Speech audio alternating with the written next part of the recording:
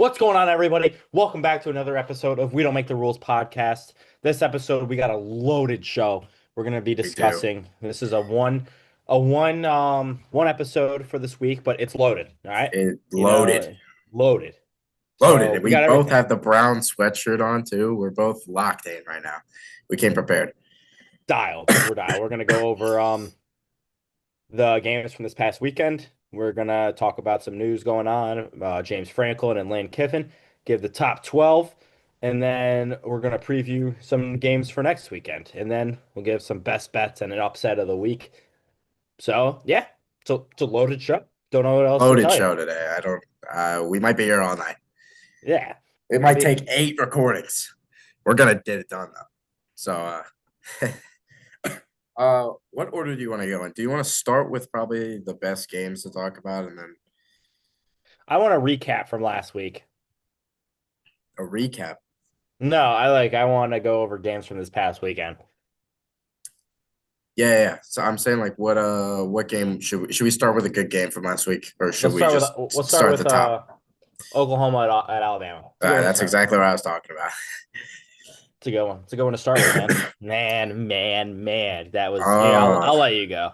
Here we go. Oklahoma at Alabama. Oklahoma 23, Alabama 21. Oklahoma covers plus 6.5. I obviously have a lot to say about this. Disgusting game. As an Alabama fan, I mean, so I'll give it a biased take here, and then I'll give an unbiased analysis of everything. But disgusting game, and then unbiasedly, just turnovers, special teams lost us the game or lost Alabama the game. I thought Oklahoma played pretty well. I don't think they played even great. Oklahoma, I thought they left a lot of meat on the bone in terms of offense. Defense, they played pretty well too, but I think people are kind of overhyping the defense's performance. But you gave up 400 yards. I don't know. But you limited them to 21 points, so pretty good. And they attacked the ball defensively. They went for turnovers. You could tell that was kind of the game plan going in. Was like we're gonna win the turnover battle today. We need to win that if we're gonna win this game, and they did flat out. So hats off to Brent Venables in Oklahoma. That was just overall thoughts. So That's all you got. just Yeah, overall, and then I'll get into more. yeah. I mean, overall, just damn, damn. If you're an Alabama fan, that's not a good one. That Oklahoma defense, like you said, they gave up a lot of yards, but they had a touchdown to go along with that. Yes, they So did. can kind of pick your poison there. Yep. The offense didn't really have an insane game, but they No. found a way to win. Shout out Connor Talty. Yeah, I mean that was a big reason why they won was that defense and the special teams by Alabama. So Yeah. OU, you're in a good spot now. Most surprising, I'd say, just in general, Oklahoma winning with the stats they put up. Mateer threw for 138 yards. Their leading rusher was 34 yards.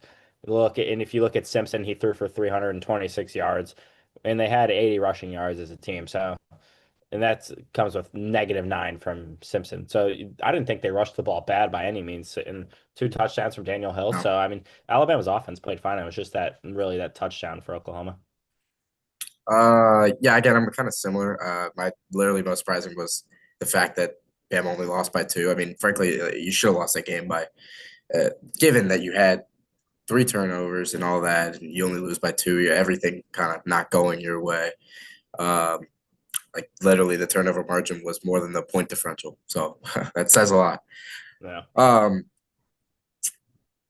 I you mentioned Connor Tolte, and you know what? I'll talk about him now. Then I didn't want to talk about him, but I'll get it out of the way. I was there's a lot of controversy with him and how he handled the situation, and I agree. I agree 100%. Like, there's no room for that crap. Like, you suck. Like that's the reality of the situation. You suck. You are not going to sit up here and start yelling at the long snap because the snap's a lie. I get it. You know, maybe it messed up the rhythm a little bit, but that kick wasn't going in. It's 36 yards out, and you're a kicker at a Division I program, and you're sitting up here. Oh well, shut up. You've been awful all year. You don't have any say in any of that, and you know it makes the team look like crap now that you're like it just makes everyone look like shit, and that really rubbed me the wrong way about him. So I don't know. We got to go.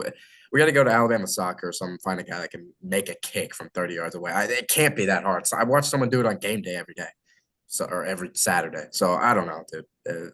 That's all I got to say about him. I'll go to the most concerning.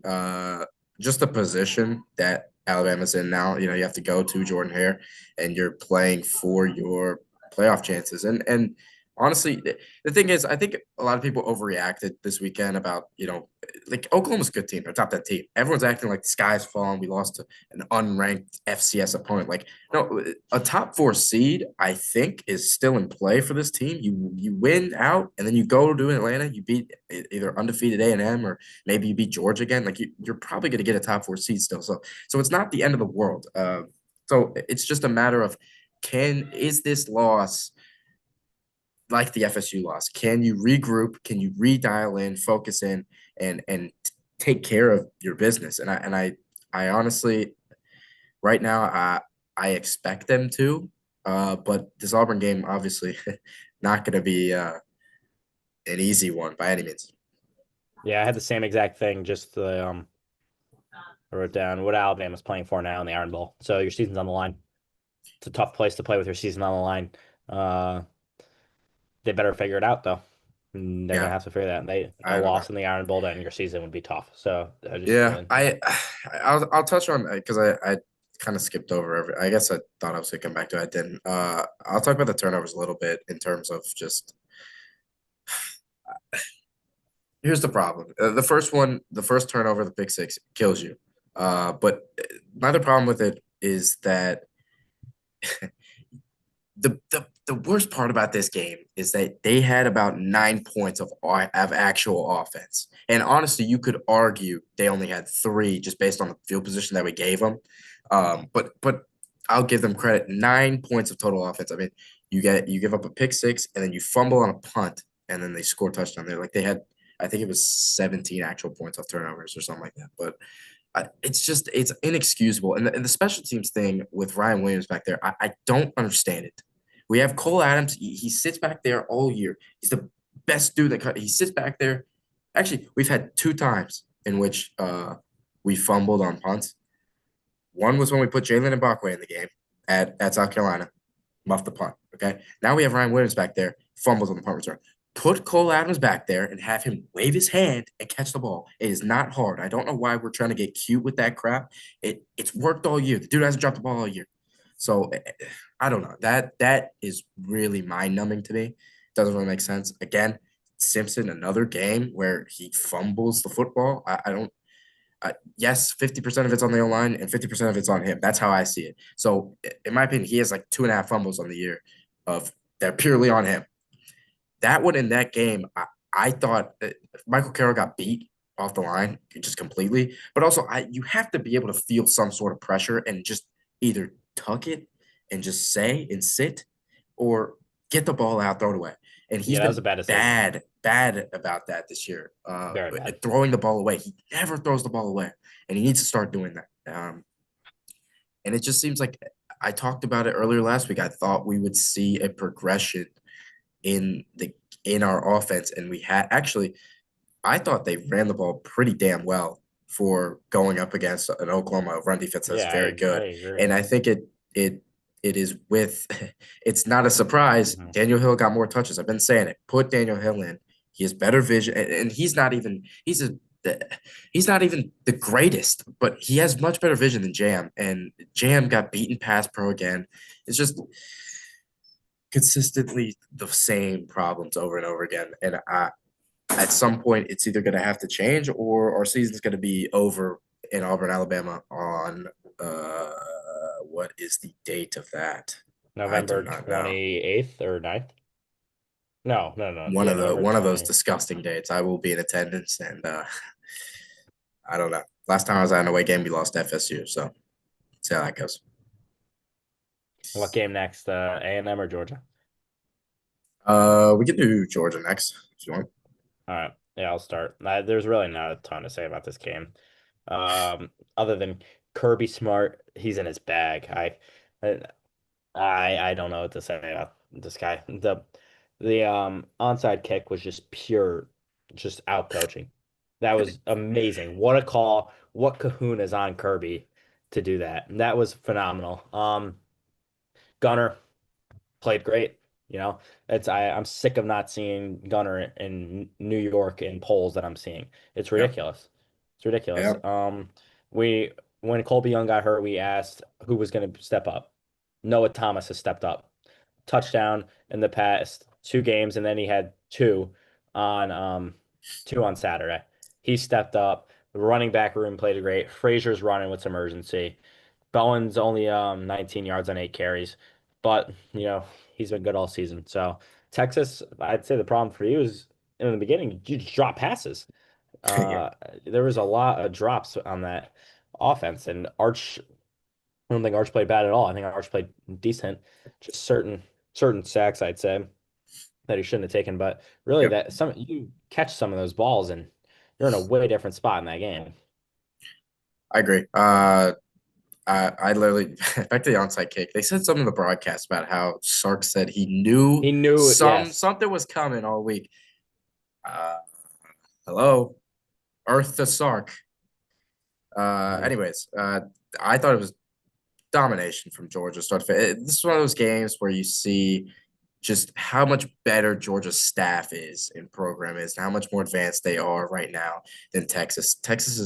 Georgia is where Texas wants to be right now, and they are just not there. I don't know if it is a staff thing. It's not, and I'm not comparing, and I'm not just saying like Sark to Kirby. That's not the comparison I'm making. I'm saying these staff in general, the whole thing. Georgia is just better in every single sense of that. Because those teams aren't talent wise, they're not that different. Like Georgia and Texas are pretty evenly matched. They should be pretty physically matched as well. But Georgia physically dominated this game again, uh, like we saw last year. Um, and after the first quarter, I knew what kind of game it was going to be. Even when it was like 14-10 at one point, I never really thought Texas had a shot. Like I really just never thought that they were going to be able to get enough stops and then score again. Like I just didn't think it was possible. So um, yeah, that's all I got really for you, Texas. Yeah. Most surprising, you just said that. I was saying Sark getting caught off guard by Kirby. Kirk Herbstreit said they knew it was coming. He knew something Yep. was coming. So I would expect more a little more caution on special teams if he knew it was something was coming, because Yeah. he was right. Something did come, and He was. Kirby Kirby got him. They still have possession. Most concerning, I'd say for Georgia, this is kind of an asterisk because it is concerning. Don't get me wrong, but CJ Allen's health, he got hurt Yes. in that game. However, Zayden Walker came in that game and played amazing. And I Mm-hmm. saw a Texas tweet early in the week, and they're like, "Who is Zayden Walker?" Let me tell you, after that game, they found out about Zayden Walker. However, CJ Allen was probably a first round pick this year. So if you're Yeah. Georgia, you definitely want him back. You definitely want him back. Zane Walker is just a freshman. He's terrific, but you want your leader in there. If for obviously I doubt he'll play this weekend against Charlotte. Don't know if he'll play against Tech. I think there was a good update yesterday on his injury, but hopefully he gets back for either the SEC championship or the playoffs. And then for Texas, I'd say your most concerning is I wrote like I'd say like your run game in your offensive line is your most concerning. I feel like Texas's run game only works when you have like top tier linemen. And in college football nowadays, you're not going to get the five best linemen in the country on your team. You're not going to get five of the best 15 of the best linemen on your team. I feel like Sark's running the ball is it's not built around just a decent O line. You have to have terrific line for your run game to work, which is something I think that's a problem. Yeah, I agree. I mean, my most surprising, most concern kind of go hand in hand. It's just Texas getting bullied. Like you're again. I just touched on it. Like you're physically not that inferior to Georgia, and you consistently. And this is not the first time this happened under Sarkisian. Like you just look like the weaker team against Georgia. I don't understand. I don't know what it is. I mean, maybe it's like another Alabama Georgia thing. Like it's just like a mental thing. I don't know. I don't think Alabama Georgia is as extreme as it is for Texas and Georgia in the sense that like Alabama, Georgia, when they play and they win or Alabama wins, it's not really like a physical thing. For Georgia, Texas, this has been a physical thing for 3 straight games, in my opinion. It's just been like Georgia's dominant over you. Um, I don't know how you fix that on like is that just your identity like Texas, or you just the weaker team and you're gonna need to get in like track meet style games, and I don't know. I just to me Texas has to find some sort of identity soon. I mean, this was supposed to be the season for them, right? Like Sarkisian said that all offseason, like, oh, this is the team, this is the defense that we want. And I will say this: the defense is good, or they were good up until these past few weeks, I would say. Um, but offense just hasn't clicked, and I get it. Archman's first year starting, so. If this really is just a QB problem this year, it'll be interesting to see next year kind of how far of a step they take forward or back because they are going to lose some defensive talent. And Yeah. I guess we'll see if Arch progresses or not. But Hmm. uh, I mean, Georgia going forward, you're a lock for the playoffs. It doesn't really matter what happens at Georgia Tech. And correct me if I'm wrong, that game is not actually at Georgia Tech. It's in No, Mercedes-Benz Mercedes Stadium, correct? Benz. Yeah. Yeah. Yeah. So I don't think they'll have any problems with that. So you're maybe looking at a top 4 seed, Georgia. I don't know. Um, It depends I how guess everything it the it SEC would plays. depend Yeah. on the SEC championship game if you play in it, and well, even if you don't play in it, I think you could still get a top 4 seed. You would just need A&M to win that game, and Texas Tech to maybe not as convincingly win against BYU. But whatever. I mean, either way, you're fine. Texas. I mean, you got 2 straight games at home, Arkansas and then A&M. I up until this week, I thought that Texas was going to beat A&M. I don't think that anymore, to be honest with you. Especially the way that A&M played on Saturday, which I guess we'll transition into that now. So, Yeah. oh man, I'll go. I'll go. yeah, This was ridiculous. This A&M game. I was driving yeah. during this game, so during the first half, and I look at the score and it's 30-3. I'm like, oh my goodness, A&M's done. Then I actually started watching the game, and then A&M scores 28 straight. Oh, it was you then. It was you. Yeah, You started turning into the game, so now they had to start. Okay, that was you. I'm sorry, Gamecock fans. I ruined it for you. Yeah, you Um, did. or Lenore Sellers ruined it for you. That was just brutal. Not being able to score 3 points in the second half. 3 points. Hell, two. Safety. Just any points on the board. That's so bad. Letting them crawl back, not crawl. They really just dominated that second half, but just letting that happen and not putting together a certain like not even a decent was it correct me if I'm wrong, was there a decent drive in the second half by South Carolina? The first drive maybe was decent. They turned it over on downs, but Yeah. outside of that, no, not even Hey, I'm close. looking at this 3 plays, 4 plays, 3 plays, and then your last one was 8 plays, but you got nowhere. Um, like Oh my gosh, that. I don't even get me started on. Oh, Yeah, the last drive, nice, Lonoris running it. I don't even. What was that? Throw it and give your guy a chance on 4th and 15, dude. Just, just terrible, terrible. yeah. I don't.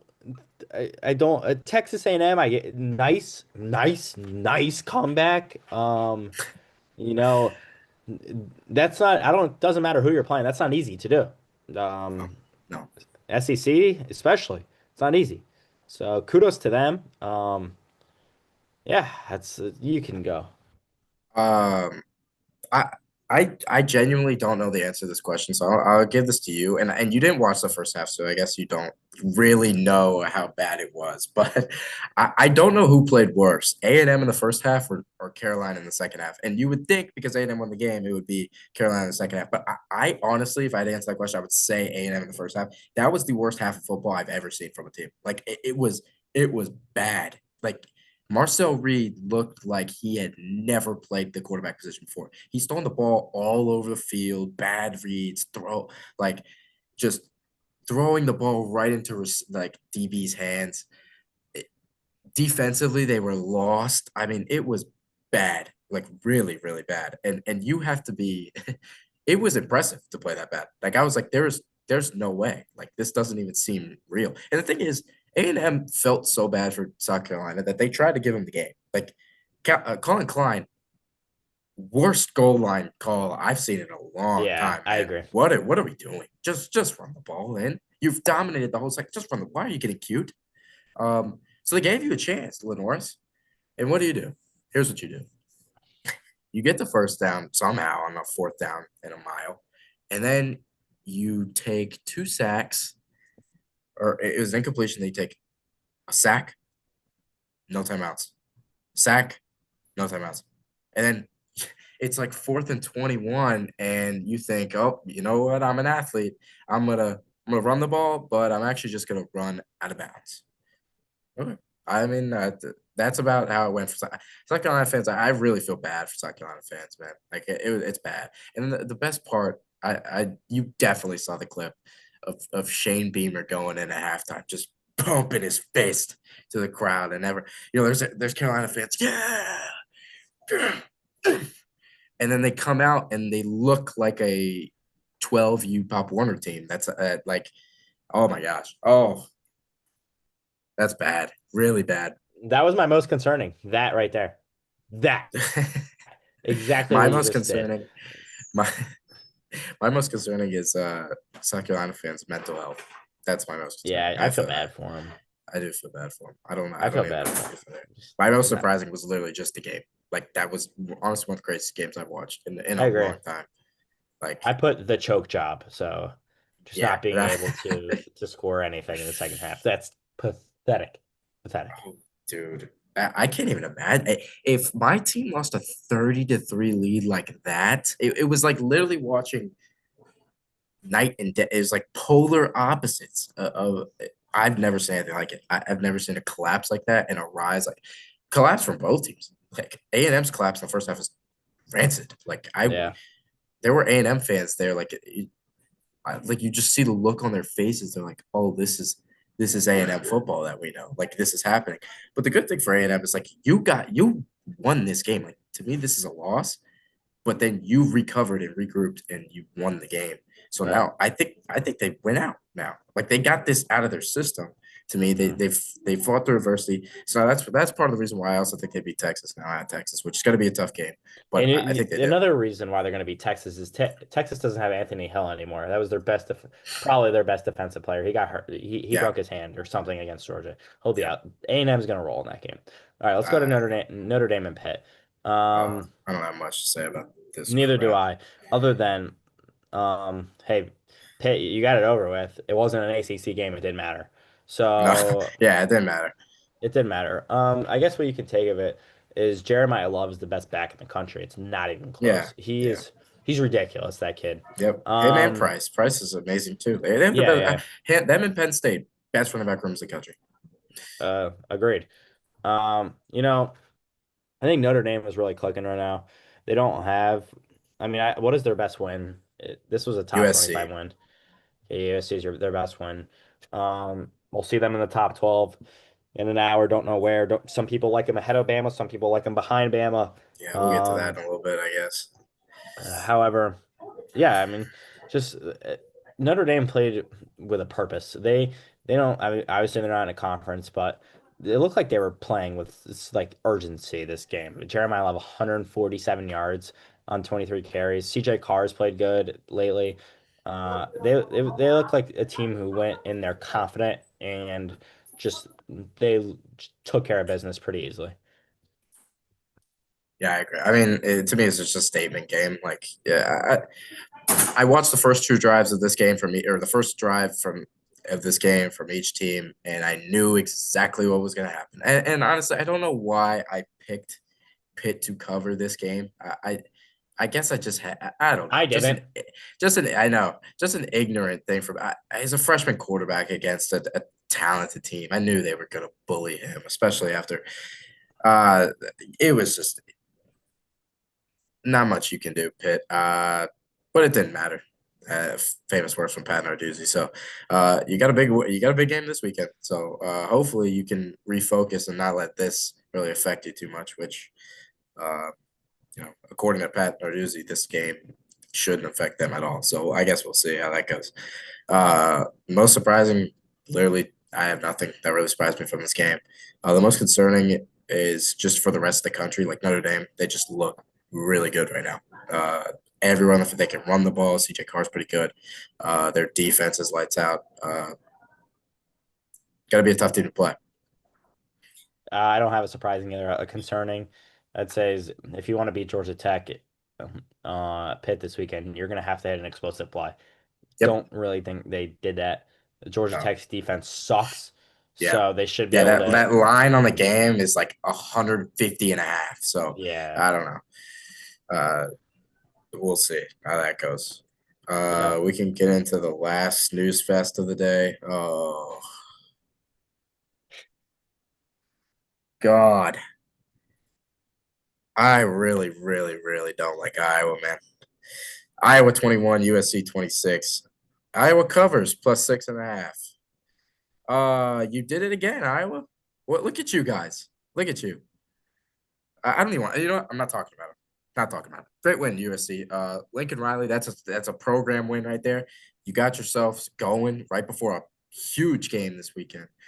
So you set yourselves up for you have everything in front of you. You win on Saturday and you win out. You're probably in the playoffs, USC.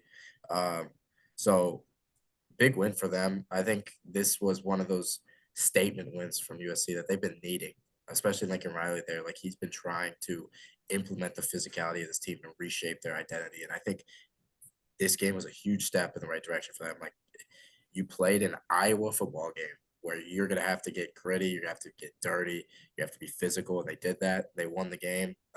So good win. Yeah, I'll just say didn't watch the game, but looked at the game when I had some free time. Just looked like Iowa dragged USC into like a low possession game, which is what they do. That's Iowa football right there, baby. Shout out Pittsburgh Steelers. Yeah. Uh, um, yeah, just don't have anything Iowa. Good season. It's over. I have So a side question for you. go How ahead. much did you love that TikTok I sent you of the Pittsburgh Steelers locker room with I don't know what is it, Harry Mack, is that his name? That was great. That was great. Shout out Steelers, baby. Shout out Darnell Washington. Running guys over. Oh And my if it gosh. for the people watching, if you saw that clip, Darnell Washington just running over three defenders, it was ridiculous. Darnell Washington Yeah, had no, that was disgusting. No, I laughed at that clip that I sent you for like I was in line at Nordstrom Rack. So I was in line and I came across that video and I laughed so hard just at Mike Tomlin's reaction. Like that dude was so happy to have that guy in the locker room rapping. Wow. Great day for Pittsburgh social media there. Anyways, shout out Tomlin. I'm kidding. shout out Tomlin. He's the goat. Yeah, he All right. is. Nah, I don't want to talk about this game anymore. I don't either actually. Yeah. USC, all I have to say for you is you win at Oregon, and then you got UCLA. You handle business. You're probably going to the playoffs. So we'll see what they do. Okay. Next news as of this happened earlier today. James Franklin. Oh my gosh. Okay. James Franklin hired at Virginia Tech. I love the hire. I don't know. I know you aren't a big Franklin guy, but I like him. I think it's a great hire for Virginia Tech. They beat out Arkansas for him. Arkansas did, or Franklin didn't want to go to Arkansas, and I don't blame him because you're not going to win right away in the SEC like that. And also they have some donor problems there behind the scenes that we can get into, but I don't really feel like. So I love the hire. I thought that's a great pick, and I think just going back and looking back at Penn State now, if you're Penn State, do you still like knowing what you know now? Do you still make that firing? I think the answer is no, unless you you think or unless you did the firing just to change the culture. If that's the case, then sure. But if you thought that you were gonna get someone better and you know everything you know now, I don't think they make that fire. I think Franklin would be the best option for them right now, and obviously he's not. He's not going back there. So Um, I wasn't a big James Franklin guy until I saw the James Franklin I saw on College Game Day the week after he got fired. That was great for what a that PR second. stunt from James. Yeah, that was amazing. That being said, a home run hire. Couldn't Yeah, have gotten a better hire for Virginia Tech. That was, I don't know who else you could have gotten better. That was amazing. He's going to bring a very talented roster to yep. Blacksburg at the very least. The very least. I saw a stat the other day, and I think I talked about this earlier. So out of Penn State, LSU, and Florida, those three top jobs that have had coaching firings, the amount of decommits at Penn State has been 17. The amount of LSU and Florida combined are one. Yeah, yeah, So yeah, that just yeah. goes to kind of show like these kids are committing for Franklin sometimes. Like Hmm. I mean not all of them. I understand there's a bunch of other stuff that goes into it, whatever. But that's a massive difference. Like I think a lot of some of these decommits are going to commit to Virginia Tech and play A on James hundred Franklin now. percent. You could So see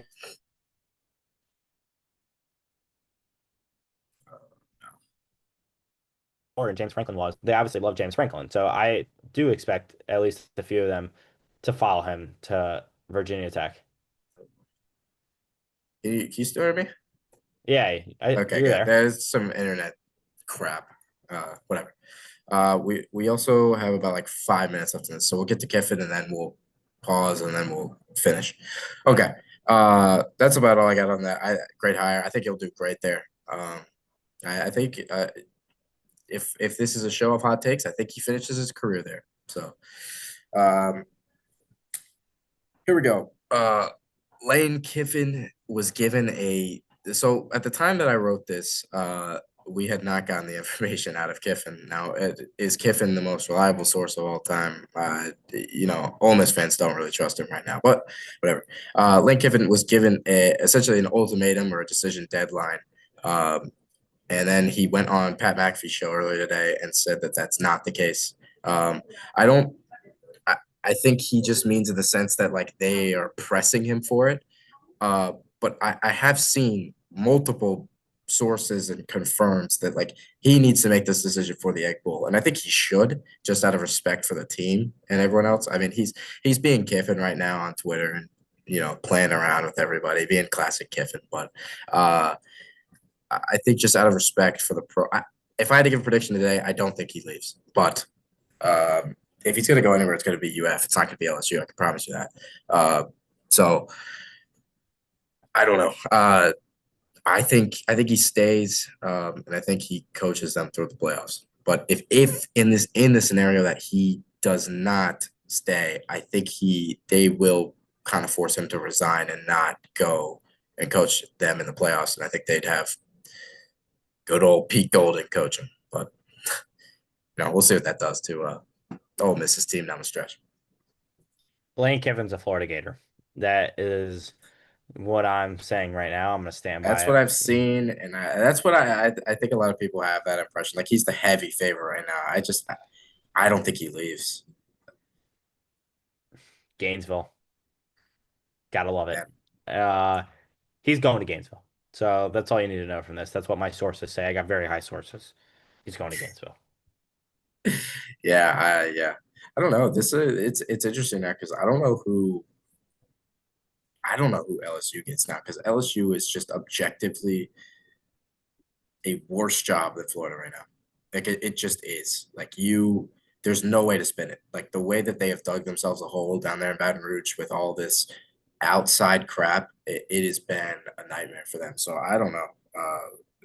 That's just whatever. I don't know. My prediction is he stays. No one's prediction is that he goes to UF. I wouldn't be surprised with either of them though, to be honest. So Yeah. that's all I got to say about that. All right, hold on. We're gonna switch over to the next recording. Hold on. All right. We'll get into the top 12 and then no, we won't be on long enough for that. Let's just say we wait and react to it, but no. We'll give our top 12 right now, and then we'll get into the previews of. I think we're gonna only do about 3 or 4 games because the slate this weekend sucks, and then we'll do, Sucks. then we'll do best best and upset of the week. Okay. Do you want to start or you want me to? Yeah, I'll go. I had Okay. Ohio State number one, Indiana number two, I had A&M three, UGA four. I feel like those four are really undisputable. You can't Yep. do anything there. Five, I had Ole Miss. Six, Yep. I had Texas Tech. Hmm. Seven, I had Oklahoma. And eight, I had Oregon. Okay. Nine is Alabama. Sorry, was thinking about putting Alabama ahead of Oregon because I think Oregon's a fraud, but I didn't. And I had Notre Dame, my ACC champion, which is Pitt, and Okay. then JMU. Okay. We're pretty similar. I mean, I have everything up until uh, I have Oregon, Oklahoma flipped. So I have Oregon at 7, Oklahoma at 8, and then Alabama 9, Notre Dame 10. And then my ACC winner, I mean, I'm just like flipping a coin. Got Georgia Tech, and then you got James Madison. I don't know. The ACC is disgusting. Maybe I have a couple Miami friends, and this weekend did not help them out at all whatsoever. They need Vandy to lose. They need Why do they need Vandy to lose? well, because Vandy's in front of them right now, and they need Vandy to lose, drop a game. Like they need Oh, you're Vandy to talking about get the. up I thought out you of were talking there. about ACC. No, well, I'm Oh, just saying geez. like if Miami wants to get in, like they're not playing for the championship. There, like they can't. I don't even. Well, I mean they could still possibly, but it would Who does not Vandy be. play this weekend? They got Kentucky, but then they go at Tennessee. Hmm. Do they go at? I think they do go at Tennessee. So that's a tough game. But uh, they got Kentucky this week at home. So, but I don't know. Miami, you're not out of it yet, but this weekend didn't help. They needed Oklahoma to lose, and Oklahoma did not lose. So I guess we'll see. Yeah, yeah. You can flip a coin with the ACC. So Yeah. I don't I'll be know. curious to see also, we talked about it. I'll be curious to see if the committee ranks because AP poll and the coaches poll right now have Alabama below Notre Dame, which I don't agree with at all. But I think the committee will put Alabama above Notre Dame, though. I think they will, because strength of record is a metric this year. And Alabama's in front of them in strength of record because they have a much better strength of schedule. They have 4 ranked wins to Notre Dame's 1. So I, I don't. AP poll and coach poll. I don't even want to look at you anymore. Okay, next. We can do the first game, which is probably going to be the best game of the weekend by far. And honestly, it might not even be a good game. This is the most important game. USC at or can you hear me? Or no? Yeah, Okay, I don't know. It you just cut keeps out for giving a me a while. message. All right. USC at Oregon. Oregon's minus 9.5. Favored by 9.5 points. The line is at 59.5. Little steep. I think it's supposed to rain again. So it's a little steep line. I don't know what's going on the West Coast. Just rain, rain, rain. Uh, my keys for USC is can you be as physical as you were in the Iowa game? Like if you can match that level of intensity and physicality, like you got a chance. You have a chance. Iowa or not Iowa. I hate Iowa. Oregon. Um, Oregon's pretty damn good at Oregon's pretty damn good at stopping the run. Or not Hmm. stopping the run, at running the ball. So you need to be able to stop the run. We'll see if they do that. I don't know what's going on. Uh, you can go while the herd clears. For USC, you got to protect Jordan Mailata. The Oregon's front seven is very good. So if they're going to get into obvious passing situations, they're going to have a long day. Then for Oregon, I'd say if you can establish the run early, you'll be in a good spot. Just stay balanced, mix in runs and passes, and you'll be all right. For my score prediction, I had Oregon winning 27 to 24, barely. Don't forget they're still frauds. Mm. Uh, I'll get all right. My keys for Oregon is can you get Dante Moore going despite being down receivers again? It's gonna be raining, so can we get the passing game going and not just rely on the run? Because I do expect USC to kind of, yeah, especially if it's raining, to kind of stack the box here. But we'll see. My prediction is Oregon to win and cover. I am just not a huge believer in this USC group. I think they had a great win this weekend, but I think Oregon's the just physically better, more talented team, and I think they're going to dominate, especially in Eugene. So, Yeah, we'll see. you gave a score prediction. If I had to give a score prediction, I would go, oh man, 38 to 20 Oregon. Damn. Yeah, I got to blow out. I got to blow out in Eugene. All Uh, right, I'll go for Missouri and Oklahoma. I'll just go down through everything. For Missouri, okay. if you can just make this game slow, you'll be all right. Just do what you do, run the ball. Ahmad Hardy is very good. Obviously, Missouri doesn't have their quarterback, but Ahmad Hardy is one of the best backs in the country. We've known that. It's him, Jeremiah Love, easy top three, top two, whatever.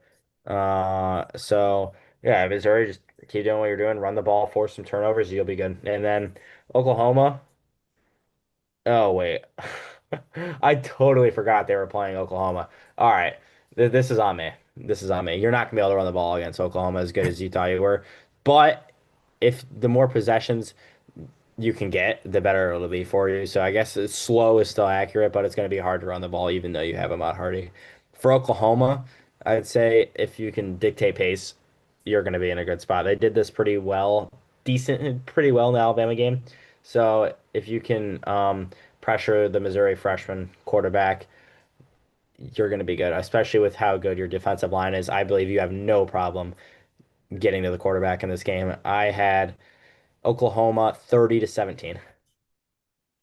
Yeah, this is not a great matchup for Mizzou.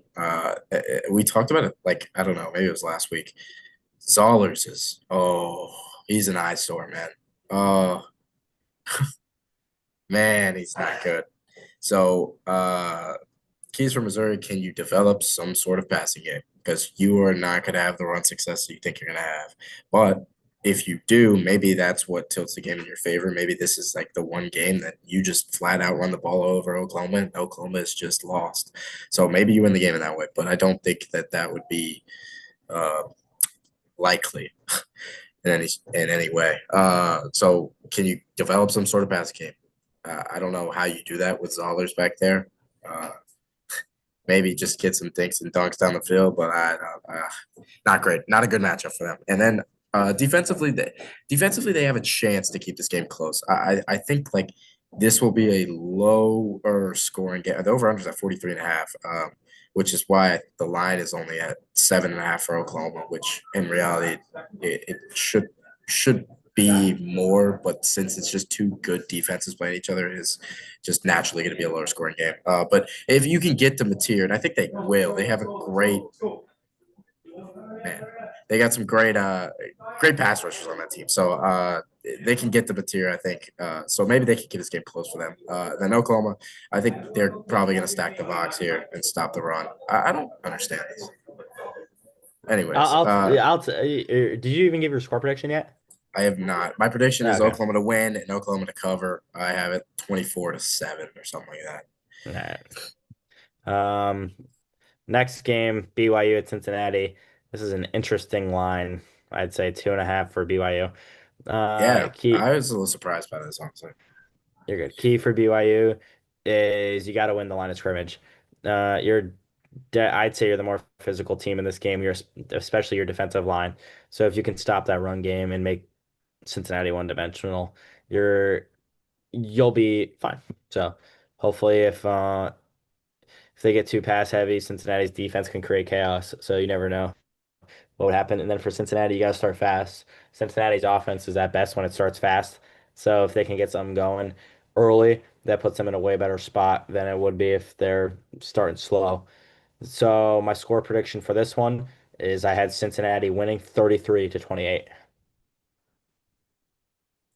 Great. BYU minus 2.5. I think the wrong team is favored here. I agree. Um, I just I don't I guess BYU looked good against TCU last week, and I will give them that. But here's the problem. Here's going to be the key for BYU. They're going to have to get after the quarterback first of all, and I think they can. Yeah. Um, but also it's just an offensive game in which I am not confident in BYU. BYU. Yeah. I'm not confident in Bachmeier throwing the ball. He's a great runner and whatever. They have a great ground game, but passing the ball has been an issue, and I don't. If this game even tilts in a kind of game, and the over under is at 54 and a half, so we're already pretty up there. Like if this game gets to a style where we're scoring and scoring and scoring, I don't think BYU will be able to keep up. And I think that's kind of where this game is going. So I like your score prediction a little bit up there in the 30s, high 20s, whatever. Keys to Cincinnati, I literally have this. I get into a track meet. You get into a fast paced game, you're gonna get. I think that advantages you significantly. Air the ball out, get a lead early. If Cincinnati can get a lead early, they'll be all right. And speed BYU up. BYU, we saw it in the Texas Tech game. Once they got behind and they kind of had to speed up their process, like they were just lost. The offense became dysfunctional, and it was just it was not a good watch. So my prediction is Cincinnati to win the game as well. And I'll go with a similar score prediction, like 35-31 or something like that. No doubt. All right. Last game for this is Pitt at Georgia Tech. Guess what, Pitt? It's an ACC game, so you'll be able to try Oh again. yeah. So that is your key. Go out there, Mason Heichel, tear apart that very bad Georgia Tech defense. Yeah. And for Georgia Tech, Haynes King is he's up there in Heisman votes. Not votes, but he's up there in Heisman standing. So he's gonna have to play great, I'd say.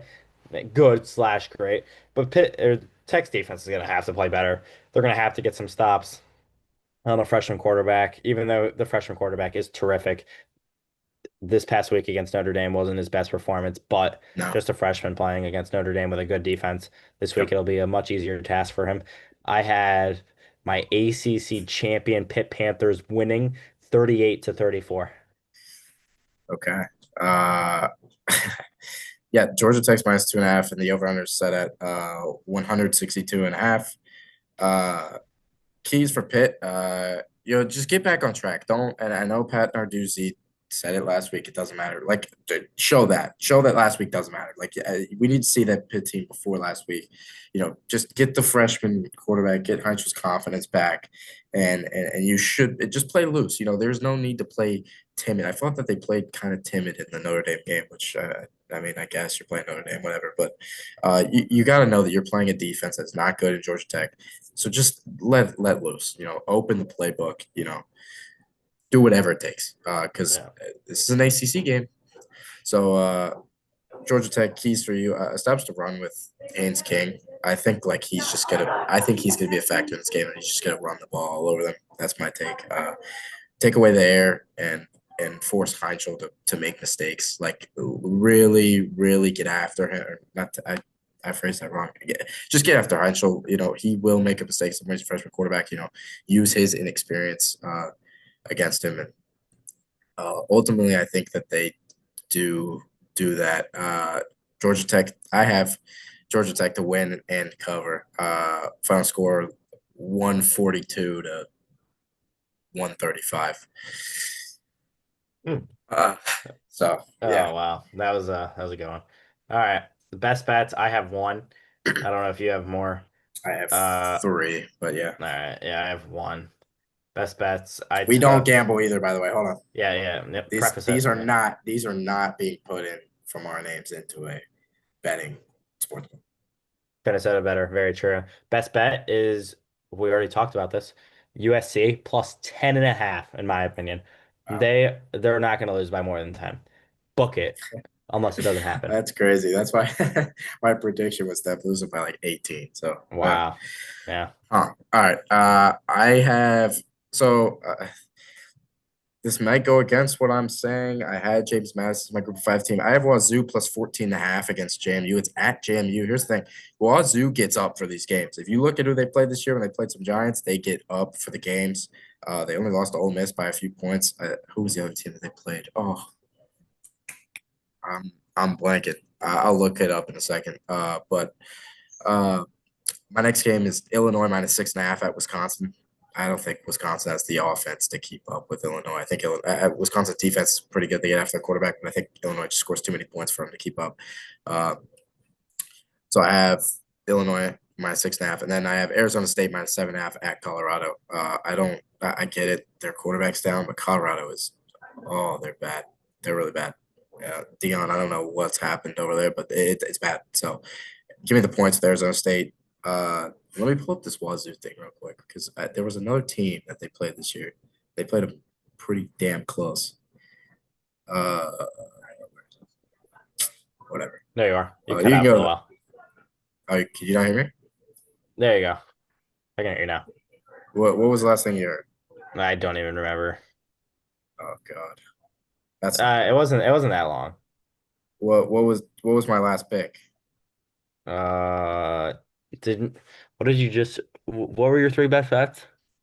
Wazoo plus 14.5, Illinois Yep. minus 6.5, and then Arizona State minus 7.5. I didn't hear Arizona State. Okay, Arizona State minus 7.5. Because Colorado is just awful. Oh, the other team that Wazoo played close. Virginia only lost by 2 points at Virginia, and then they only lost by 3 points at Ole Miss. So they get up for these games. I think they're going to get up for this one. I think it's going to be a close game. Wazoo plus 14.5. Book it. All right, upset of Upset the of the week. week. Wait, hold We on. I might actually have we another might. best bet. I have Okay. one more best bet. I like Oklahoma minus 7.5 this week. Okay. Yeah. Uh, we have. Do you have an upset of the week? Go. I'm still looking for one that I I like. there's aren't many this week. So one of them that I was gonna take was where is it? Don't say the one I'm thinking right now. One of them that I was gonna take was gonna be Cincinnati, but they're not a big Okay. enough. Yeah, it They're doesn't not a count. big enough. Yeah. So I found the tightest I could get to the line, which is 4.5, and I have Florida beating Tennessee in this one. Damn. All right. Bill Belichick beats the Blue Devils. North Carolina beats Duke. I like that. Six and a I half. like that one Spread too. 6.5. Actually, I do like that one. Okay. I mean, I don't know. I'm not as confident in the Florida one. I thought for a second Iowa tricked me and got my hopes up. I thought I had back to back to back. They were up 21-7, and in classic Iowa fashion, they suck. Who was So, my upset of the week last week? you might want to talk about it, Oh God, man. God, I Oh remember. God! Oh God, Don't I'm even say their sorry, name. audience. They are. Florida State is favored by 4.5 at NC State on Friday night. I'm sorry, Wolfpack. I did that to you guys. Yeah. So, all It's on me. that is on you, I think. Okay. Not the best weekend of college football this year, but it's football. So we'll be It is watching. We football. love it. Oh, and one last thing. How was your time in uh Homer, New York? To the people who are watching this, In Homer, yeah. in Homer, you have a wonderful city. I would Oh, it's suggest beautiful. everybody who hasn't been to Homer, New York, to go. There's so many things to do, many Oh my places to gosh. visit. You won't be bored. You No, will not be bored. I took a family trip there when I was 7 or 8, maybe 6 or 7. I don't know. But I did go. Yeah, I went there, and man, I had a blast. They Yeah. have. Oh, I could go on and on about it. But yeah, Homer, New York. Will probably be.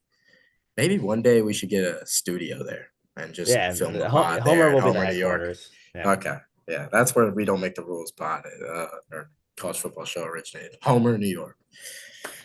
All right, everybody. All right, Thank that's thank you it. for watching this episode. Packed episode. I am so hungry. I'm about to go get the fattest sandwich of all time. So, uh, can't wait to devour it. Then I got to go to the gym. So, pack night for me. All right. It was fun. We will see everybody next week. Hopefully, Alabama does not lose to Eastern Illinois and Georgia does not lose to Charlotte. Otherwise, there will not be an episode next week. Yeah, it'll be canceled. Yep. The whole channel will be down. Won't Yeah. there? It won't be up on YouTube anymore or Spotify for that matter. And with that being said, go follow both of those, and then we might start posting on X if I actually have the determination to one day. So, just follow us on all the socials. They'll be in the bio. So, appreciate everybody, and wow. See ya. All right.